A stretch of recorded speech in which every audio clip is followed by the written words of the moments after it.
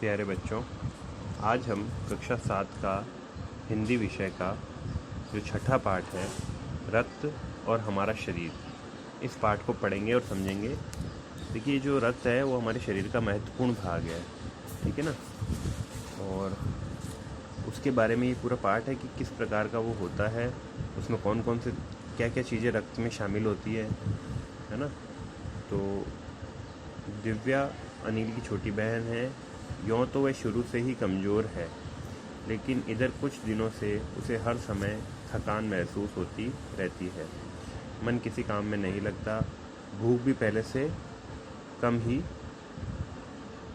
रहती है, ठीक है ना। भूख भी पहले से कम ही हो गई है।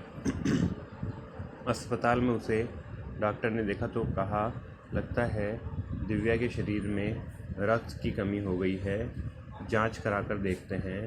यह कहकर उन्होंने दिव्या के रक्त की जांच के लिए पास के कमरे में भेज दिया। वहां अनिल को अपनी ही जान पहचान के डॉक्टर दीदी दिखाई दी। डॉक्टर दीदी ने कहा, कहो अनिल, कैसे आना हुआ। अनिल ने बताया कि डॉक्टर ने दिव्या को खून की जांच के लिए आपके पास भेजा है। इतना सुनते ही डॉक्टर दीदी ने दिव्या की उंगली से रक्त की कुछ बूंदें एक छोटी सी शीशी में डाल दी और स्लाइड पर लगा दी। फिर अनिल से बोली, अनिल, तुम कल अस्पताल से रिपोर्ट ले जाना। अगले दिन अस्पताल पहुंचकर अनिल ने डॉक्टर दीदी के कमरे में दरवाजे पर दस्तक दी। भीतर से आवाज़ आई, आ जाओ।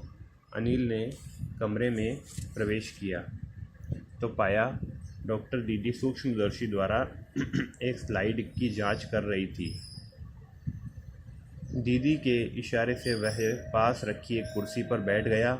स्लाइड की जांच पूरी होने पर डॉक्टर दीदी ने साबुन से हाथ धोए और तौलिए से पोंछती हुई बोली, अनिल, दिव्या को एनीमिया है, चिंता की बात नहीं है, कुछ दिन दवा लेगी तो ठीक हो जाएगी।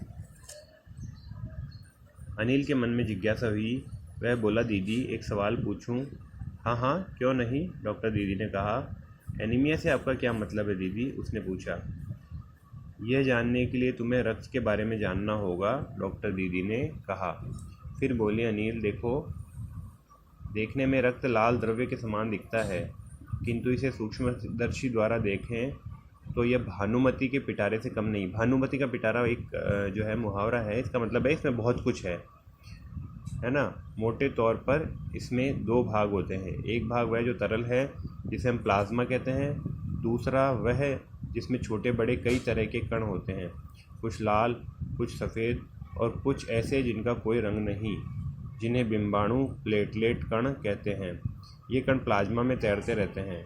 इतना कहकर डॉक्टर दीदी ने सूक्ष्मदर्शी के नीचे एक स्लाइड लगाई, उसे फोकस किया और बोली, देखो अनिल, सूक्ष्मदर्शी द्वारा जो कण तुम्हें दिखाई दे रहे हैं, ये है लाल रक्त कण।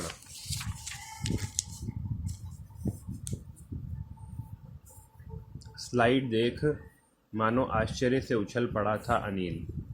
रक्त की एक बूंद में इतने सारे कण, इसकी तो वह कल्पना भी नहीं कर सकता था।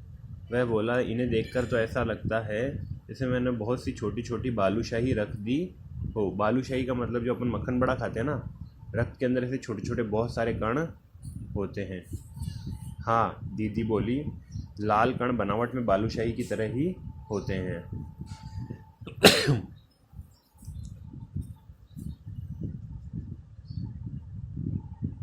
गोल और दोनों तरफ से अवतल, यानी बीच में दबे हुए। रक्त की एक बूंद में इनकी संख्या लाखों में होती है। यदि हम 1 मिलीमीटर रक्त लें तो उसमें 40 से 55 लाख कण मिलेंगे। इनके कारण ही हमें रक्त लाल रंग का नज़र आता है। ये कण शरीर के लिए दिन रात काम करते हैं। सांस लेने पर साफ हवा से जो ऑक्सीजन तुम प्राप्त करते हो, उसे शरीर के हर हिस्से में पहुंचने का काम इन कणों का ही है। इनका जीवन काल लगभग 4 महीने होता है। 4 महीने होते होते ये नष्ट हो जाते हैं, लेकिन एक साथ नहीं, धीरे धीरे, कुछ आज, कुछ कल, कुछ उसके अगले दिन। तब तो कुछ ही महीनों में ख़त्म हो जाते होंगे, अनिल ने कहा। यह सुनकर डॉक्टर दीदी मुस्कुरा कर उठी और बोली, नहीं, ऐसा नहीं है होता। शरीर में हर समय नए कण बनते रहते हैं जो नष्ट कणों के स्थान ले लेते हैं। हड्डियों के बीच में एक मज्जा का भाग होता है। ऐसे बहुत से मज्जा कारखाने होते हैं जो रक्त कणों के निर्माण कार्य में लगे रहते हैं। इनके लिए इन कारखानों को प्रोटीन, लोह तत्व, विटामिन रूपी कच्चे माल की ज़रूरत होती है। यह पौष्टिक आहार लेते हो क्या? हरी सब्जी, फल, दूध, अंडा और गोश्त, इनमें ये तत्व उपयुक्त मात्रा में होते हैं। यानी हमको अच्छा भोजन, जैसे ही बताया ना, इस तरह से अच्छा भोजन करना चाहिए जिससे कि हमारे शरीर में भी ये जो रक्त के कण हैं ये बनते रहें। यदि कोई व्यक्ति उचित आहार ग्रहण नहीं करता तो इन कारखानों की आवश्यकता अनुसार कच्चा माल नहीं मिल पाता इन कारखानों को, है ना। और नतीजा ये होता है कि रक्त कण बन ही नहीं पाते हैं, रक्त में इनकी कमी हो जाती है। लाल कणों की इसी कमी को एनीमिया कहते हैं। तो क्या संतुलित आहार लेने मात्र से हम एनीमिया से बच सकते हैं? अनिल ने सवाल किया। दीदी बोली, हाँ, यह कहना काफ़ी हद तक सही होगा। यूँ तो एनीमिया बहुत से कारणों से हो सकता है, किंतु हमारे देश में इसका सबसे बड़ा कारण पौष्टिक आहार की कमी है। यानी हम अच्छा भोजन नहीं करते हैं। अब बहुत से बच्चे होते हैं सिर्फ अचार रोटी खा लेते हैं, है ना, लेकिन अचार रोटी से आपको पूरे पोषण नहीं मिलेगा। आपको सब्जी भी खानी चाहिए, दाल भी खानी चाहिए, है ना। अब बहुत से बच्चे दाल नहीं खाते हैं, बहुत से बच्चे हरी सब्जियां नहीं खाते हैं, है ना। करेले की सब्ज़ी, अब करेले की सब्ज़ी में बहुत सारे मिनरल्स होते हैं, लेकिन अब कहते हैं साहब हमको तो करेला भाता नहीं है। तो अगर आप ऐसा करेंगे तो आपके शरीर में भी रक्त की कमी होने की चांस रहेंगे। इसलिए अपने को कभी भी अच्छा भोजन करना चाहिए और हमेशा जो भी घर में बना हुआ भोजन है वो ज़रूर करना चाहिए, क्योंकि हमारी रसोई में वही चीज़ें बनती है जो हमारे शरीर के लिए अच्छी होती है। तो इसके अलावा इस रोग का एक और बड़ा कारण है पेट में कीड़ों का हो जाना।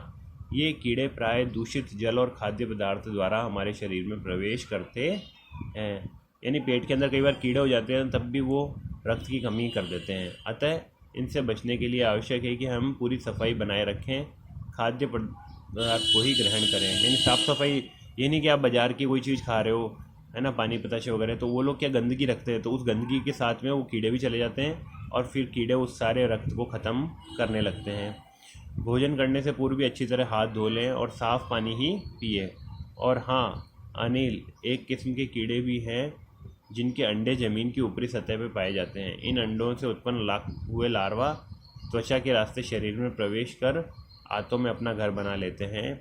इनसे बचने का सहज उपाय है कि शौच के लिए हम शौचालय का ही प्रयोग करें, इधर उधर नंगे पैर ना घूमें। यानी हमको चाहिए कि जब भी हम बाथरूम में जाएं या कहीं ऐसी जगह गंदगी जगह जाएं तो हम लोग अपना जो है स्लीपर्स वगैरह पहन करके जाएं और नंगे पैर जहाँ तक हो नहीं घूमें, क्योंकि ये कीड़े जो होते हैं ना, ये कहीं से भी, अब ये देखो, ये बाज़ार की चाट खा रहा है ये लड़का, है ना, और इसके ये अब मक्खियाँ हो रही है और मक्खियों के साथ में छोटे छोटे कीड़े भी रहते हैं, तो वो फिर कीड़े इसके पेट में चले जाएंगे और फिर ये बीमार हो जाएगा। तो इस तरह से हमको चाहिए कि हम थोड़ा सा ध्यान रखें और जो है साफ़ सफाई का मेन ध्यान रखें, और जो अच्छी चीज़ें हैं, घर की बनी चीज़ें, वही खाएं। ये नहीं कि बाज़ारू चीज़ें खा रहे हैं, है ना, उनसे और ज़्यादा खतरा रहता है। नंगे पैर बिल्कुल नहीं घूमना है। लैट्रिन या बाथरूम का प्रवेश जब आप करो तो स्लीपर्स पहने रखो। तो आज की वीडियो में इतना ही बेटा, इसके आगे का अपन कल पढ़ेंगे। इस वीडियो को आप ध्यान से देखना और समझना, है ना। थैंक यू बेटा।